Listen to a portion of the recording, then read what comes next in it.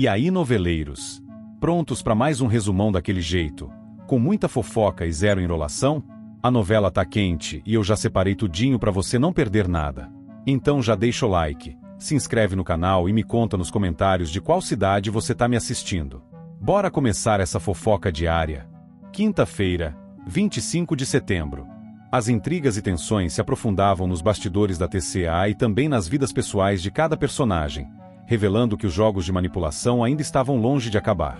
Em meio a tantos interesses conflitantes, alianças frágeis se formavam, enquanto traições se consolidavam em silêncio. O dia começava com Mário Sérgio convencendo Freitas a desviar dinheiro de Marco Aurélio. A conversa foi envolta em cumplicidade, mas também em pressão velada. Mário Sérgio, sempre articulador, sabia quais cordas puxar para manipular Freitas, explorando sua ambição e também suas inseguranças. Falava sobre oportunidades fáceis, lembrando que Marco Aurélio não merecia confiança e que aquele desvio poderia representar não apenas ganhos financeiros, mas também uma espécie de justiça contra o ex-genro de Odete, que acumulava inimigos por onde passava. Freitas, vacilante a princípio, começou a se deixar levar pelas palavras afiadas de Mário Sérgio. O ar de hesitação se transformava em aceitação, ainda que soubesse dos riscos de se voltar contra Marco Aurélio. Enquanto esse pacto obscuro se firmava, longe dali, uma conversa de alerta surgia em tom de preocupação. Aldeide alerta Lucimar para o custo barato cobrado pela agência concorrente de Ivan. O aviso soou quase como uma premonição. Lucimar, empolgada com a economia que poderia fazer na viagem, mostrava certo entusiasmo pela oferta tentadora. Mas Aldeide, experiente e cautelosa, insistia que preços baixos demais em negócios desse tipo escondiam perigos. Chamava atenção para detalhes que pareciam insignificantes, mas que podiam indicar fraude ou golpe. Lucimar, embora ainda relutante, não deixou de absorver a seriedade das palavras da amiga. No campo empresarial, a movimentação também era intensa. Marco Aurélio comenta com Mário Sérgio que Odete o convocou para tratar da expansão da TCA na Ásia. O assunto, de grande importância estratégica, deixava claro que Odete continuava a pensar em grande escala, apesar de todos os escândalos e embates recentes. Marco Aurélio, porém, não escondia o desconforto de estar sob o olhar atento da ex-sogra.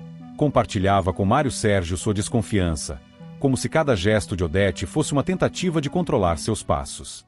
Para ele, a expansão na Ásia era mais do que um negócio, era também um campo de batalha onde a disputa pelo poder se revelaria ainda mais acirrada.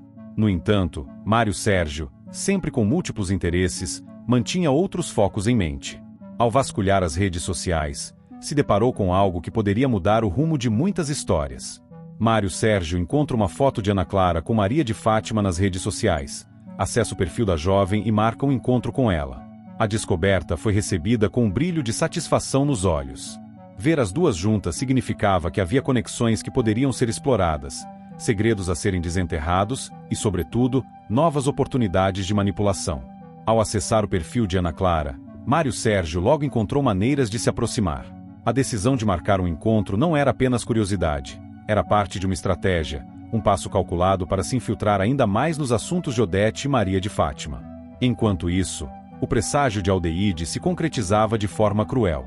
Lucimar e Vasco levam um golpe. O casal, que havia apostado em uma oferta aparentemente vantajosa, logo percebeu que tinha sido enganado. O dinheiro investido desapareceu, e o sonho da viagem planejada com tanto entusiasmo se transformou em frustração. A reação foi de indignação e tristeza. Lucimar lembrava das palavras de Aldeide, reconhecendo que o alerta havia sido certeiro, mas agora já era tarde.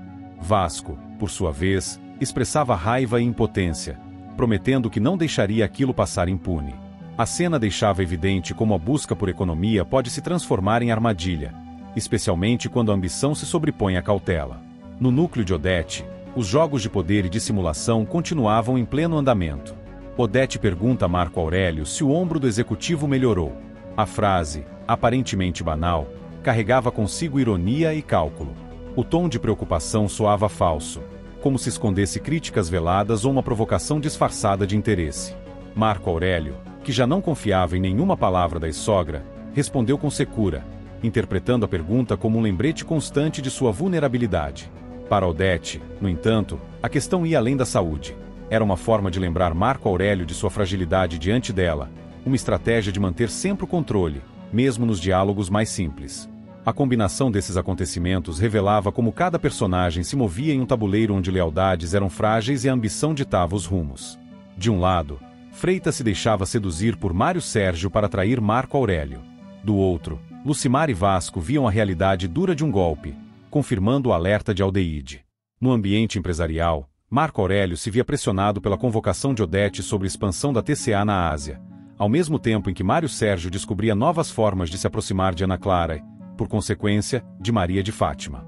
E, no centro de tudo, Odete seguia firme, utilizando até uma pergunta aparentemente inocente sobre o ombro de Marco Aurélio como forma de reafirmar sua posição de poder. Nada acontecia por acaso, e cada movimento, cada decisão e cada gesto prenunciavam consequências maiores. Os laços de confiança se esgarçavam, as alianças se tornavam cada vez mais voláteis, e os jogos de manipulação seguiam em ritmo crescente, anunciando que os próximos embates seriam ainda mais intensos. E acabou o resumão de hoje. Se a novela tá boa, imagina o resumão de amanhã. Então se inscreve aí e vamos fofocar juntinhos no próximo vídeo, porque aqui a gente vive de resumo, emoção e um pouquinho de confusão.